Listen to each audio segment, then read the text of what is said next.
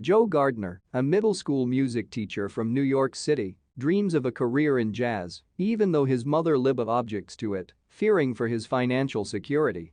One day, Joe learns of an opening in the band of jazz legend Dorothea Williams and auditions for it. Impressed with Joe's piano playing, Dorothea offers him a chance to perform later that night. As Joe happily heads off to prepare for the show, he falls down a manhole. Joe finds himself as a soul heading into the great beyond. Unwilling to die before his big break, he tries to escape but ends up in the great before, where soul counselors all named Jerry prepare unborn souls for life. Each soul has a badge that, once filled out with traits, grants passage to Earth. Mistaken for an instructor, Joe is assigned to train 22, a cynical soul who has remained in the great before for millennia and sees no point in living on Earth.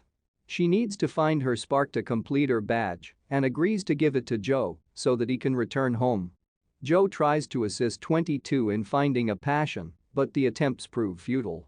With no other options, they head for the zone, an area people enter when their passion sets them into a euphoric trance. It also houses the lost souls who become obsessed and broken. Moonwind, the captain of a psychedelic galleon bearing a troop of mystics without borders 3, helps rescue the lost souls. The mystics agree to help Joe, who has been in a coma since his fall. Joe excitedly hops back to Earth but accidentally brings 22 along, resulting in 22 entering his body and Joe ending up in a therapy cat.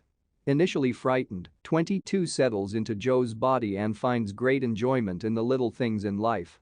She holds deep and poignant conversations with Connie, a student who planned to quit the school band but who changes her mind after losing herself in a passionate impromptu trombone solo.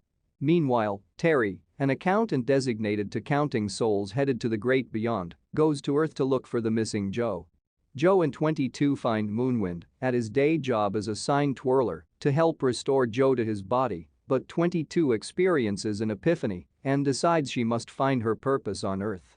She flees with Joe tailing behind, but Terry catches up and brings both backs to the great before. 22 realizes that her badge has been filled out, yet Joe insists that it was the result of his experiences and tastes.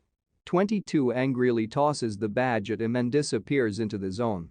Joe later learns that instead of a life's purpose, a spark simply means that a soul is ready to live.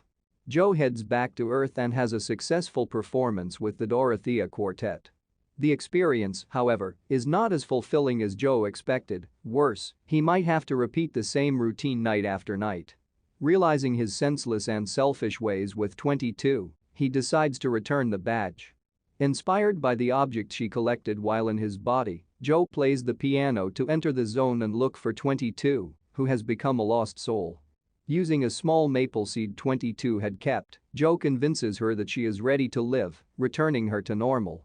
With her badge back, 22 finally enters Earth, with Joe accompanying her for as long as he can. As he prepares to head into the great beyond, Joe is stopped by a Jerry, who thanks him for inspiring them and offers him another chance at life.